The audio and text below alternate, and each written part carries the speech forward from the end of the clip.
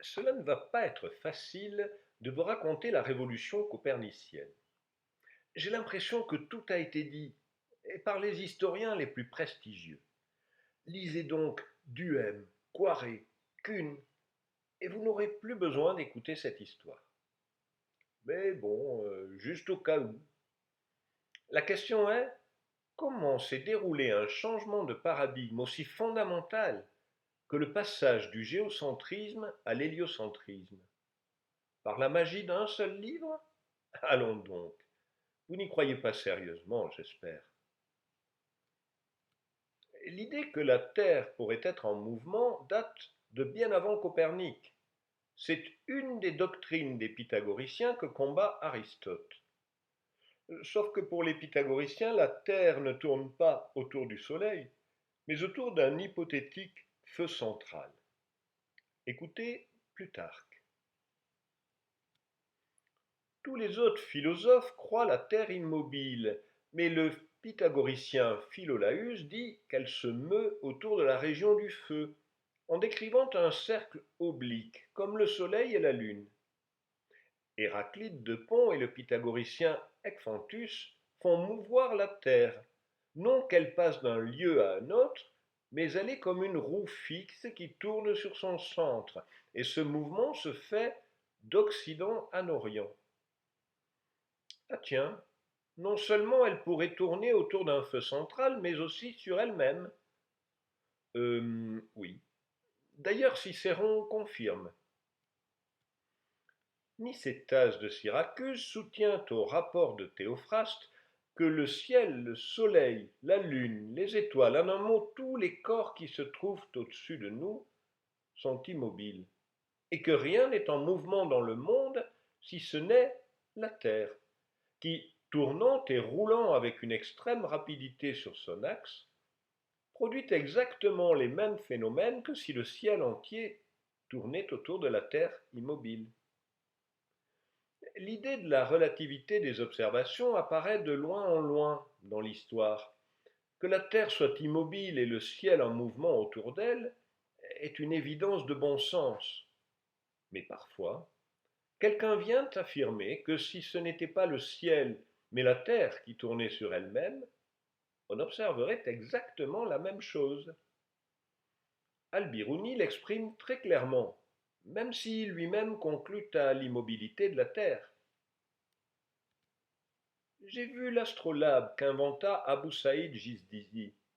Il me plaît infiniment, et j'en ai fait grand éloge, car il est basé sur l'idée que d'aucuns soutiennent, selon laquelle l'effet du déplacement que nous voyons est dû au mouvement de la Terre, et non pas à celui du ciel. Sur ma vie, c'est là un problème difficile, et à résoudre et à réfuter. Car il en va de même si vous tenez que c'est la Terre qui est en mouvement ou le ciel. D'autres hypothèses étaient plus farfelues. Cette figure illustre la théorie d'Héraclite du Pont, élève de Platon et Aristote. D'après lui, le Soleil est bien en rotation autour de la Terre, mais Vénus et Mercure tournent autour du Soleil. La figure est extraite d'un manuscrit des Noces de Philologie et Mercure de Marcianus Capella, un auteur carthaginois du IVe siècle. Si je vous parle de lui, c'est uniquement parce que Copernic le cite parmi ceux qui, avant lui, ont parlé de rotation des planètes autour du Soleil. Mais Marcianus Capella n'avait pas formulé de théorie quantifiée, pas plus que les pythagoriciens. Nombreux sont ceux qui, avant Copernic, ont émis l'hypothèse que la Terre pourrait être en mouvement. Mais personne avant lui n'était allé jusqu'à faire des calculs et vérifier leur adéquation aux observations. Pourquoi? D'une part à cause de l'évidence sensible.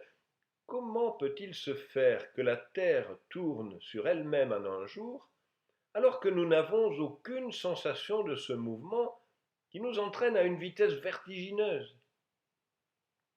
D'autre part, à cause du mépris affiché d'Aristote et Ptolémée, qui de leur autorité écrasante ont interdit pour de nombreux siècles les pensées déviantes. Écoutez Ptolémée condamner le mouvement de la Terre au début de sa composition mathématique, rebaptisée Almageste à partir des Arabes. Si la Terre avait un mouvement qui lui fût commun avec tous les autres corps graves, elle les précéderait bientôt par l'effet de sa masse et laisserait sans autre appui que l'air, les animaux et les autres corps graves, et serait bientôt portée hors du ciel même. Toutes ces conséquences sont du dernier ridicule, même à imaginer. Et un peu plus loin, il y a des gens qui prétendent que rien n'empêche de supposer par exemple que le ciel étant immobile, la Terre tourne autour de son axe, d'Occident en Orient, en faisant cette révolution une fois par jour à très peu près. Il est vrai que, quant aux astres eux-mêmes, et en ne considérant que les phénomènes, rien n'empêche peut-être que pour plus de simplicité cela ne soit ainsi. Mais ces gens-là ne sentent pas combien, sous le rapport de ce qui se passe autour de nous et dans l'air, leur opinion est ridicule. Pour plus de simplicité, hein? Et peut-être bien que Ptolémée lui-même avait mis le doigt sur la difficulté principale. Écoutez Fontenelle décrire le système de Ptolémée à une belle marquise dans ses entretiens sur la pluralité des mondes. Si je vous le donnais tel qu'il a été conçu par Ptolémée son auteur, ou par ceux qui y ont travaillé après lui, il vous jetterait dans une épouvante horrible. Et Fontenelle d'expliquer aussitôt pourquoi.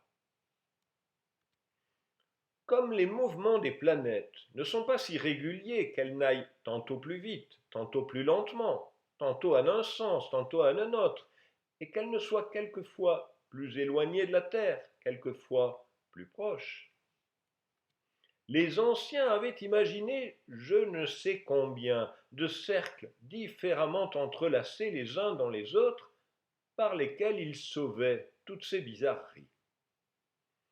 Les cercles différemment enlacés sont les excentriques et les épicycles. Voyez ici ceux du mouvement de la Lune. Fort heureusement, toujours d'après Fontenelle, figurez-vous un Allemand nommé Copernic, qui fait main basse sur tous ces cercles différents et sur tous ces cieux solides qui avaient été imaginés par l'Antiquité. Il détruit les uns, il met les autres en pièces, saisi d'une noble fureur d'astronome, il prend la Terre et l'envoie bien loin du centre de l'univers, où elle s'était placée, et dans ce centre il y met le Soleil, à qui cet honneur était bien mieux dû. Ah, enfin, plus d'épicycles, plus de déférents, plus d'excentriques. Mais cela n'a pas été sans mal. Aussi Copernic lui-même se défiait-il fort du succès de son opinion. Il fut très longtemps à ne la vouloir pas publier. Enfin il s'y résolut, à la prière de gens très considérables. Mais aussi le jour qu'on lui apporta le premier exemplaire imprimé de son livre, savez-vous ce qu'il fit? Il mourut. Il ne voulut point essuyer toutes les contradictions qu'il prévoyait, et se tira habilement d'affaire. Voilà tous les éléments de la légende habilement résumés par Fontenelle. Copernic a renversé Ptolémée, simplifiant l'astronomie qui en avait bien besoin. Et puis, comme il craignait les représailles, il retarde autant qu'il peut la publication, et le livre arrive juste à temps pour qu'il puisse le voir avant de mourir. Comme d'habitude, la réalité est différente de la légende. Le livre est sorti environ 2 mois avant sa mort, mais Copernic avait déjà eu plusieurs infarctus, et il est peu probable qu'il ait été assez lucide pour reconnaître son œuvre imprimée avant de mourir, comme dans ce tableau.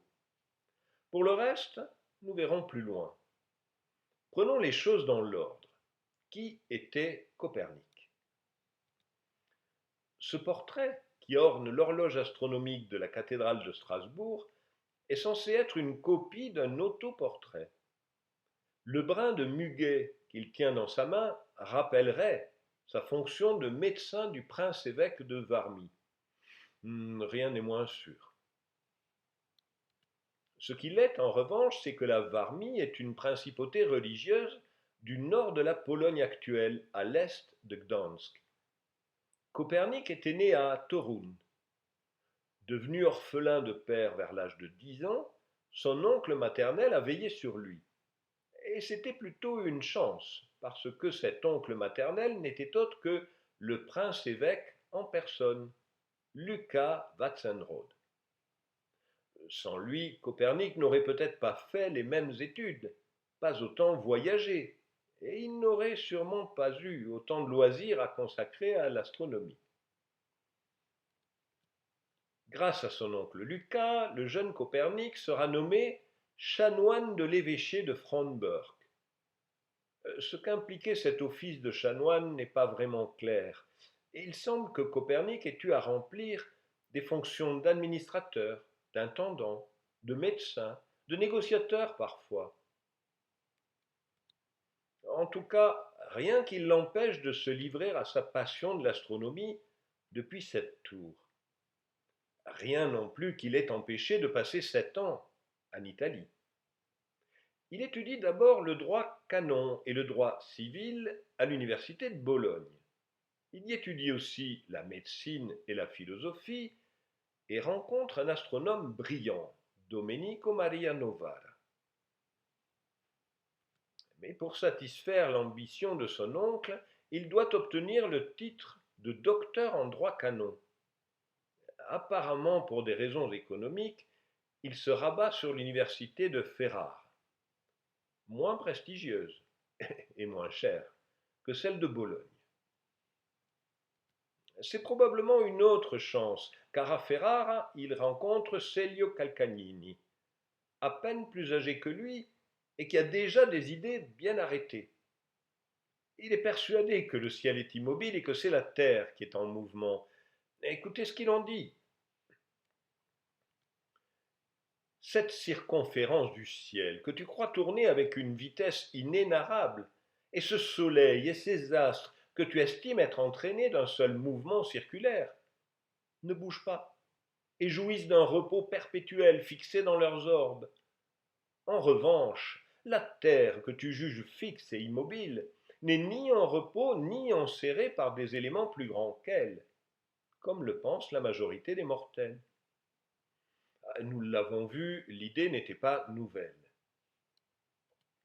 Au siècle précédent, elle était défendue par une autorité prestigieuse, le cardinal Nicolas de Cuès. Oui, mais ce de Cuès, je vous en ai déjà parlé.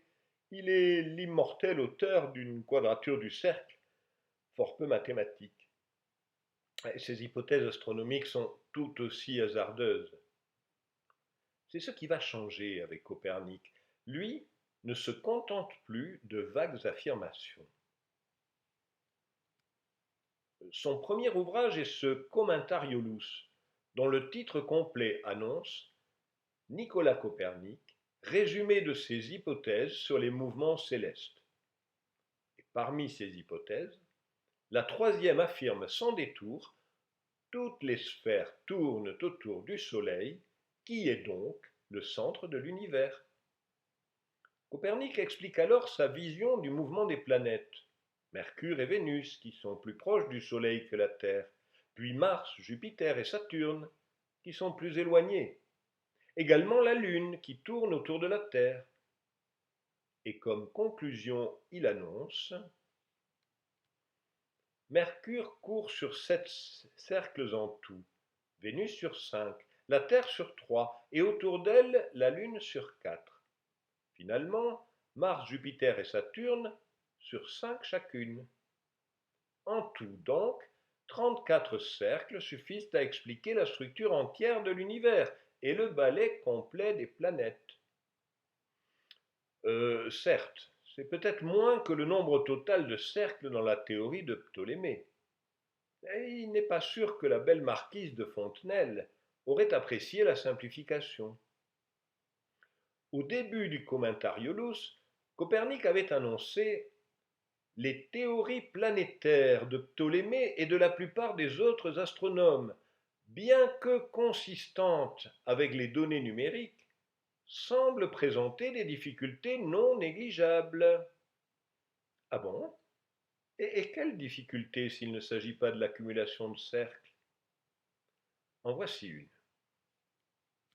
Elle a été soulevée au siècle précédent par Regiomontanus dans son Résumé de l'Almageste de Ptolémée, un livre que Copernic a étudié soigneusement. Cette difficulté concerne l'aspect de la Lune. D'après Ptolémée, elle tourne sur un cercle dont le centre tourne lui-même autour de la Terre. Si on compare les rayons des deux cercles entre eux et à la position de la Terre, on trouve que la Lune devrait apparaître depuis la Terre 4 fois plus grosse à certains moments qu'à d'autres. Il est étonnant, mirum est, que ce ne soit pas le cas, remarque Regiomontanus. Du Commentariolus au De Revolutionibus Orbium Celestium, 30 ans se sont écoulés et la théorie a évolué. À propos, comprenez revolutionibus au sens de rotation et pas de révolution. Encore que Copernic avait une nette conscience du côté novateur, voire choquant de ses propositions. Ce Tiedemann Giese est le meilleur ami de Copernic. Il fait partie de ces gens très considérables qui ont prié Copernic de publier son livre. Il semble que Copernic ait craint les attaques plus ou moins frontales que ses positions allaient lui valoir. Pour vous donner une idée de la pression sociale d'alors, vers 1537, des médisances étaient arrivées aux oreilles du prince-évêque à propos de la dame qui s'occupait de l'intérieur de Copernic. Le dit prince-évêque avait adressé une admonestation à Copernic et insisté auprès de Guise pour qu'il s'assure que le scandale avait cessé. Le nécessaire avait été fait et Copernic avait renvoyé la dame pour ne plus jamais la revoir. La dame s'appelait Anna Schilling et il n'existe aucune preuve qu'il y ait eu quoi que ce soit de répréhensible entre elle et Copernic. Le prince-évêque moralisateur était Yann d'Antisec, qui était l'heureux papa d'au moins une enfant illégitime de sa propre gouvernante. Allons bon, nous voilà retombés dans le ragot de bas étage. Revenons à Copernic et à son livre. L'élément déclencheur a été l'enthousiasme d'un jeune professeur allemand de l'université de Wittenberg, Rheticus. Attiré par la réputation de Copernic, il avait fait le voyage et en quelques mois il avait assimilé la théorie. Écoutez-le se vanter. Je ne regrette ni les dépenses, ni le long voyage, ni les privations. J'ai obtenu une grande récompense pour ma peine, qui est que moi, un jeune homme plutôt intrépide, j'ai forcé cet homme vénérable à partager au plus tôt ses idées avec le monde entier. Comment s'y est-il pris pour convaincre le vieux savant? Il a écrit une narratio prima, un premier récit de la théorie de Copernic. Vous en voyez la première page. Qui dit premier récit dit second récit. On attendait la suite, et elle est arrivée de la main même du maître. Le cas de Rhéticus est intéressant parce que, en cette période de troubles religieux, il était protestant, alors que Copernic était catholique. Mieux, il avait été nommé professeur à Wittenberg, qui est le foyer initial de la réforme luthérienne. Rhéticus était le protégé de Philippe Mélanchthon, considéré comme le bras droit de Luther, et celui qui a impulsé la réforme dans les universités allemandes. Mais comment Luther et Mélanchthon, qui étaient avant tout des théologiens, pouvaient-ils accepter la théorie copernicienne? Elle contredisait les saintes écritures sur un point crucial. Pour que Josué commande au soleil de s'arrêter sur Gabaon, il fallait bien que le soleil soit en mouvement. Mélenchon ne pouvait pas ne pas condamner une doctrine qui niait le mouvement du Soleil alors qu'il était affirmé dans la Bible. En revanche, il pouvait exprimer son admiration pour l'exploit scientifique. Il suffisait pour cela de considérer le présupposé héliocentrique comme une simple hypothèse mathématique et non comme une vérité absolue. Andreas Osiander est un autre de ces réformateurs allemands, amis de Rhéticus et admirateurs de Copernic. En 1541, alors que Copernic met la dernière main à son livre, il le conseille par lettre. J'ai toujours pensé des hypothèses qu'elles ne sont pas des articles de foi, mais des bases de calcul, de sorte que même si elles sont fausses, cela n'a pas d'importance, pourvu qu'elles reproduisent exactement les phénomènes des mouvements. Il serait donc désirable que vous disiez 2 mots de cela dans votre introduction, car ainsi vous amadouriez les tenants d'Aristote et les théologiens de l'opposition de qui vous avez à craindre. Osiander va aller beaucoup plus loin. Rhéticus, de retour de Pologne, lui ayant confié la tâche de suivre l'impression du livre de Copernic, il y ajoute de son propre chef et sans l'accord de Copernic, qui est mis devant le fait accompli, une préface non signée. Elle est intitulée au lecteur à propos des hypothèses de ce livre. Voici comment elle commence.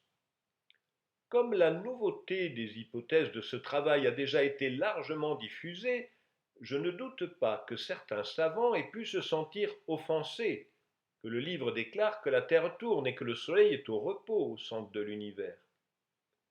Osiander continue en expliquant que rien de tel n'est affirmé. Plus loin, il ajoute: ces hypothèses n'ont pas à être vraies, ni même probables. Si elles fournissent un calcul conforme aux observations, cela seul suffit. Le procédé est peu élégant, et Rhéticus comme Guise ont crié à la trahison. Car Copernic croyait bel et bien que son hypothèse était vraie.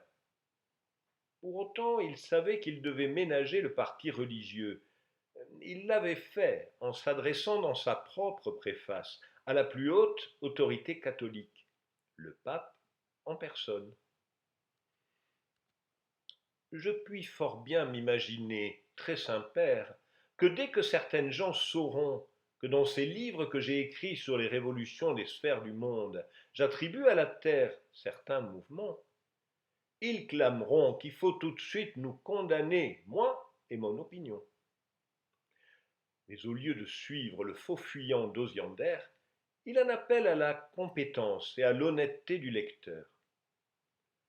Je ne doute pas que les mathématiciens ingénieux et savants ne s'accordent avec moi, si seulement, ainsi que la philosophie l'exige en premier lieu, ils veulent étudier et examiner, non pas superficiellement, mais d'une façon approfondie, ce que dans mon ouvrage j'apporte à la démonstration de ces choses.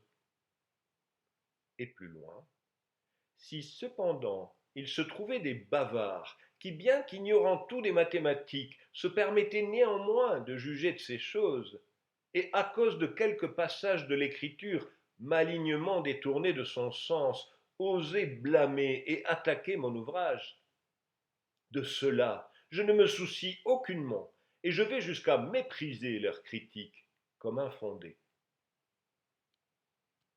Pourtant, c'est Osiander qui avait raison, malgré son procédé cavalier. Considérer l'héliocentrisme comme une simple hypothèse a permis à la théorie de Copernic de s'imposer dans les universités protestantes d'Allemagne. 8 ans après, paraissent ces tables prussiennes. Elles ont demandé 7 ans d'efforts à leur auteur. Il ne tarit pas d'éloges sur Copernic en tant que théoricien, tout en remarquant que ses observations et ses calculs laissaient quelque peu à désirer.